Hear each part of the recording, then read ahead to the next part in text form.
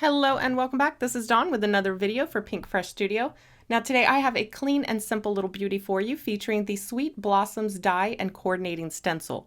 Now if you're not one to keep a lot of colored cardstock on hand but still want to add some color to your die cuts, this is going to be a great one for you. So let's go ahead and jump right in. Okay, so this is the Sweet Blossoms die, and you can see here you've got a bunch of different stems and flower heads, and then there is a matching stencil here so that you can color your cardstock and then cut your die from that. Now these stencils are quite large and you could lay it out on a piece of cardstock, stencil, and then lay your dies. However, I don't want to waste any cardstock. So I've just laid my dies out, marked about how much I need, and then I'm going to trim that down. Now this means I'm going to have to shift my stencils when I go to stencil, but that's okay. I'll walk you through what I do. So here I'm going to go ahead and tape my cardstock here to my work surface. If you have a sticky mat or something like that, that would work great as well. And now I'm just going to line up my stem part of my stencils here at the bottom of my cardstock. You can use the little corner grid that they have etched onto the stencil to help you line this up. And that's going to be really important when you get to the flowers because there is 2 layers to this stencil. Actually, there's 3. There's 2 stencils in here and 3 layers for the flowers. So for my stems, I'm just going to color all of mine one color, and I'm using Grassy Knoll here. If you wanted, you could blend in 2 or 3 different colors. You could go for a lighter green and a darker green, or maybe a yellow and a green, or blue and a green, whatever you want to do. For simplicity's sakes, I'm using a large blending brush and just going over all of these with that Grassy Knoll ink. This will make much quicker work. You'll notice that there's some little triangles in the stencil. Those are to help you line up the die, so make sure you ink through those as well. Once I'm done with the stems, I'm going to go ahead and reposition my stencil. But first, I'm going to wipe off any of this excess ink here at the top. When I go to blend my flowers, I don't want to be pulling my green into my flowers. So here we're going to line up this first layer of the stencil, and I am using the little corner mark that is etched onto the stencil there to help me line this up. And for this first flowers, I'm going to use passion fruit. I absolutely love this color. This might be my favorite, one of my favorite Pinkfresh colors. And I'm using the Pinkfresh blending brush here because I want to blend my flowers different colors. I don't want every flower on each layer to be the same. So I'm using a smaller brush here to get into the smaller areas. So after doing the passion fruit, I'm going to come in with the Berrylicious, and I'm just going to hit the bottom of this petal to make it just a little darker so I get a slight fade in my color. You can do this at this step, or you could just color these in solid and then add some shading after you cut them out. I'm going to do a little bit of both. So here I'm using the Wisteria ink from Pinkfresh, and I'm coloring these little bell-shaped flowers. And again, I'm concentrating my color heaviest at the bottom and then letting it I'm letting it fade out to the tips of the petals. Then I'm using a little bit of what is this? Apricot, I believe, for my yellow flowers. And then for the last flower, I believe that I used the passion fruit again. All right, so now we're going to do the next layer. And again, I'm going to line that up using that corner mark etched on the stencil, and here I've used Waterfall and a little Limoncello for my remaining flowers. And then I will move on to the third stencil, which will also have the flower centers in it, and for that I used Espresso. Now, like I mentioned, this is a great option for those of you that don't keep a lot of colored cardstock on hand. Sometimes buying all of the different colors of cardstock, the cost can really add up. So if you're on a budget and you just don't like using colored cardstock, you prefer to ink blend your own colors, this is a great choice. It can be much more economical. You're only limited by the inks that you have on hand. So you could have an unlimited palette if you have, let's say, a lot of ink colors. Me personally, I do have colored cardstock, but a lot of the times with my die cuts, if you've followed me for a while, you know that I really, really love ink blending color onto cardstocks. It is my preferred method, but every now and then I do like that bold graphic look of colored cardstock. So like I said, this is just a great option for those of you who haven't invested in a lot of colored cardstock. Now you could easily skip this and just color your die cuts after you cut them out. However, sometimes the more intricate detailed dies, like say the stems here, they can be a little difficult to ink blend without shifting and moving and kind of messing up the delicate areas of the die. So again, this is just a great option. So here I have lined up my die. I'm using those triangles to help me line this up. And then I'm going to tape them in place so that they don't shift. You'll notice that I've also cut this in half so that I can run each die through individually. I noticed that sometimes when you try to run too many dies at once, sometimes your dies won't cut as cleanly. One of the dies just may be a little bit higher or lower than the other. I find that if I run each die through individually, especially when it's an intricate die, I get a much cleaner cut the first time through, and I don't have to worry about running it through multiple times. So one pass, and this is going to cut each of these super cleanly. All right, so you could definitely try it you could definitely try it with both dies at once.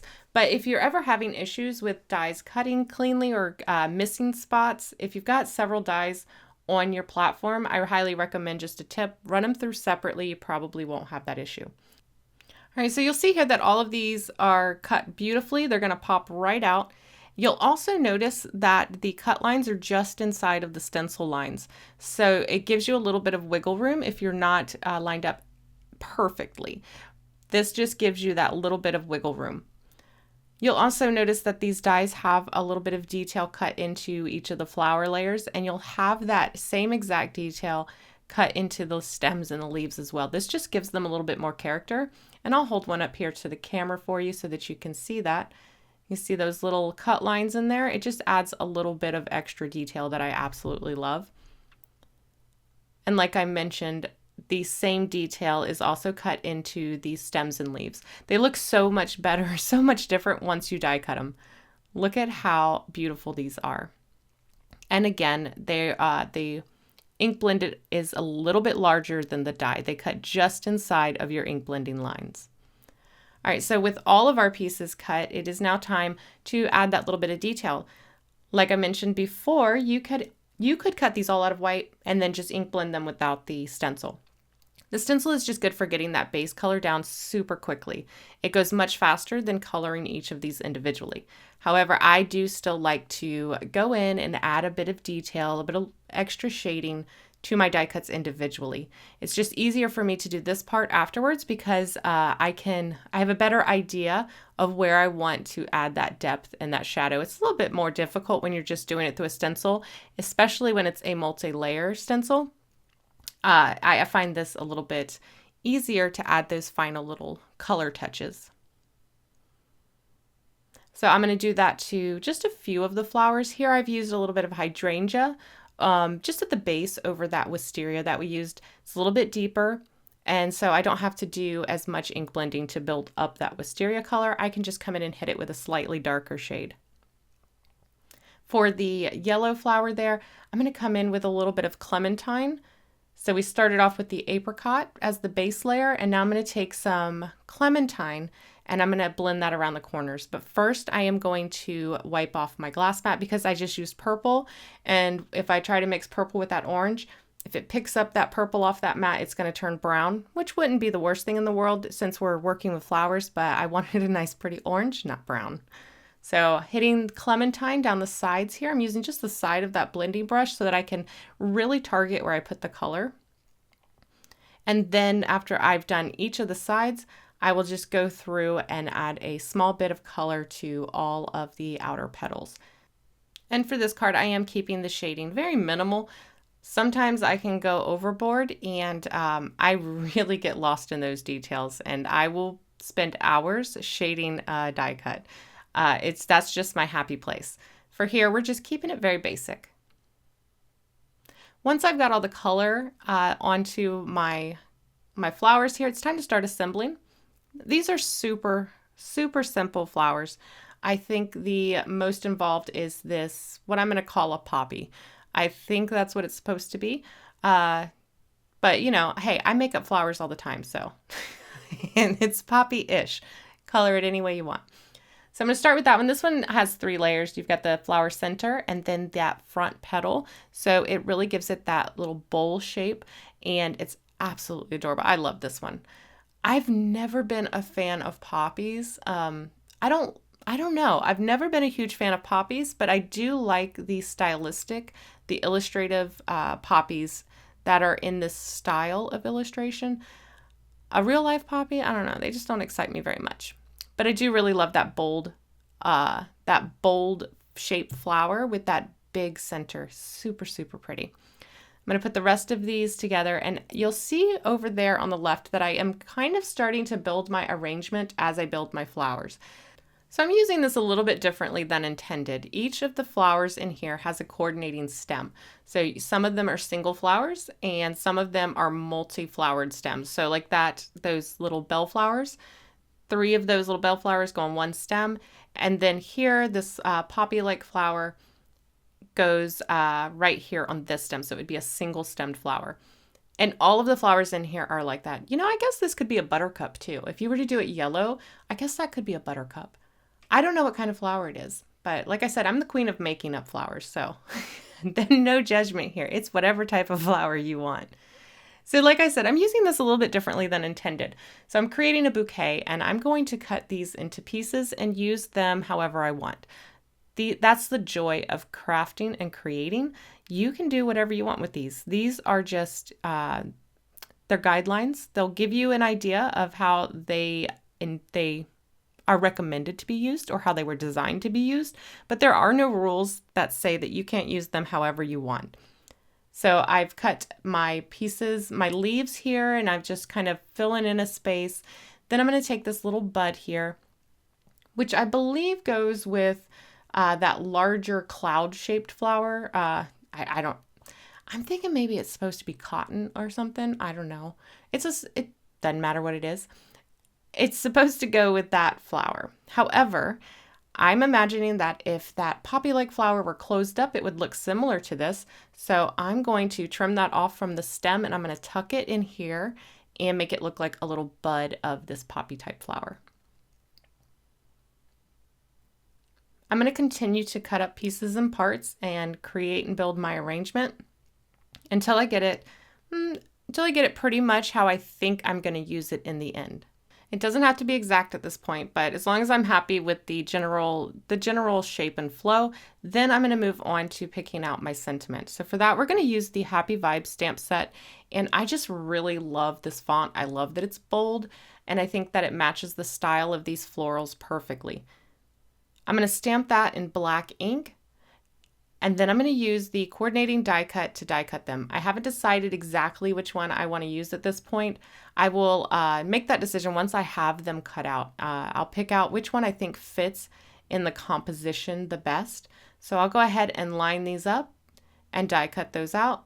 And then I've got my 2 sentiments here. So it's this point that I can go ahead and make my decision. And I pretty much knew right away, as soon as I had this cut out, and I laid it up against my arrangement here, I was like, yep, this is the one.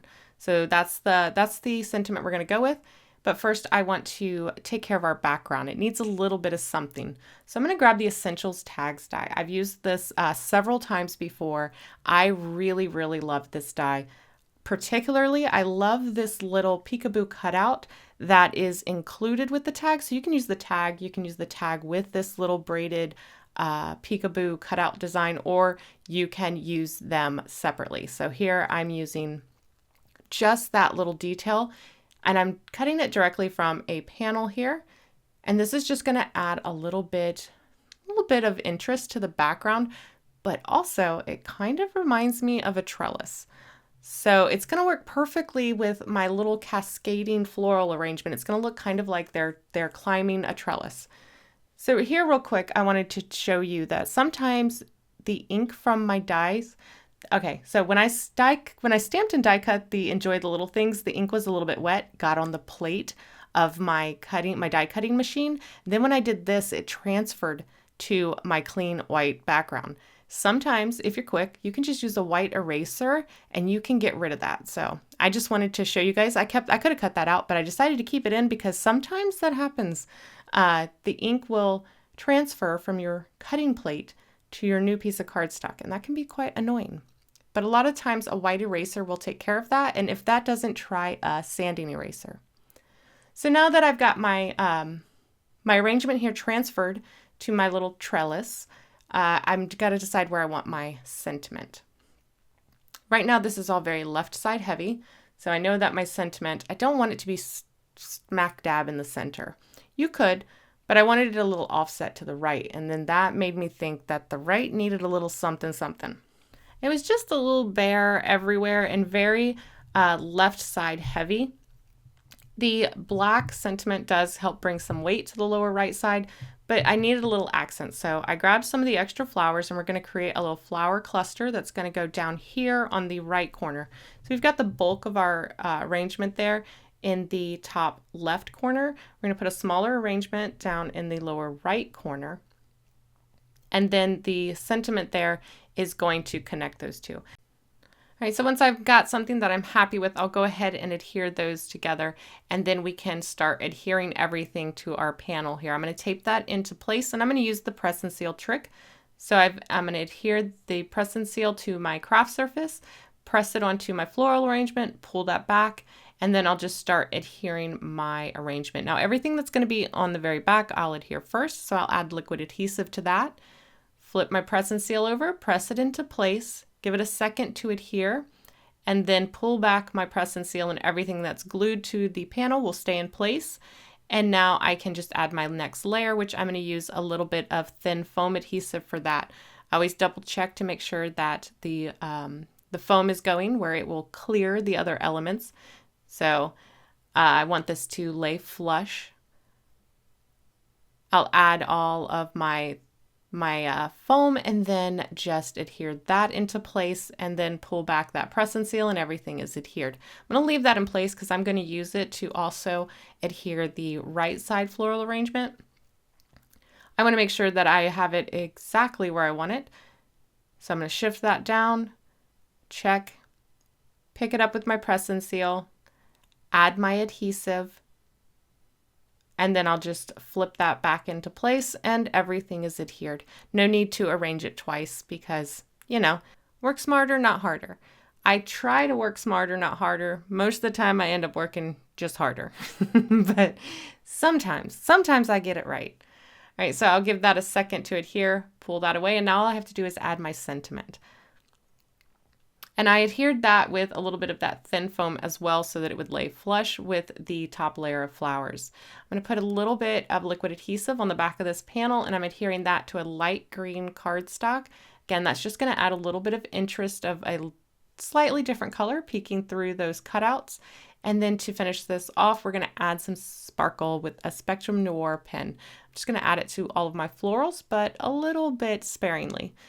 So that is pretty much going to finish up this card. Let's go ahead and take a look at the finished card. So here you can see all of those gorgeous florals. Love the way this color palette turned out. You can see here when I tilt it in the light, all of that sparkle from the Spectrum Noir pen. I love the way the florals follow the flow of that makeshift arch we have going in the background. And I think that that bold black sentiment is perfect for bridging those two floral arrangements. I finished it off in the center of the blue flowers with a few rhinestones. And that finishes off this clean and simple card. I really hope that you guys enjoyed today's project. If you did, don't forget to give this a thumbs up. And if you haven't already, make sure that you're subscribed so you don't miss any of the future videos. If you're looking for any of the featured supplies, you'll find those in the description box below. As always, I want to thank you guys so much for watching, and I will see you next time. Bye.